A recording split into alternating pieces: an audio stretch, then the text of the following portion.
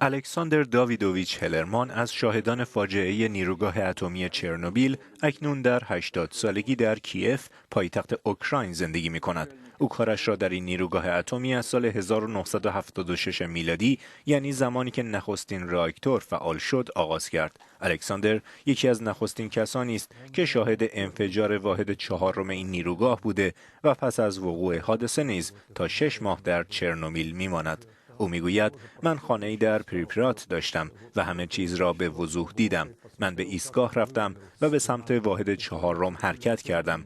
من فرو ریختن دیوار را دیدم. پمپ‌های آب به زمین افتادند. من رئیس ایستگاه را از همه این موضوعها آگاه کردم. او هم مسکو را مطلع کرد. همانطور که در ایستگاه حرکت می‌کردیم یک پرتو بزرگ صورتی رنگ را دیدیم. رئیس ایستگاه به من نگاهی کرد و تنها 3 کلمه گفت: این زندان است. هنوز این کلمات را به یاد می‌آورم. Это тюрьма. Эти слова его я помню.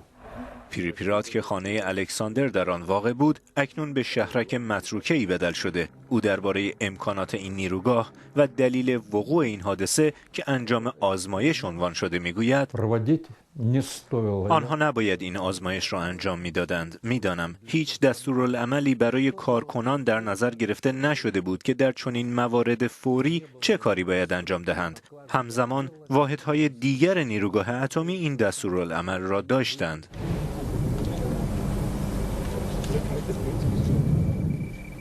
It is about 107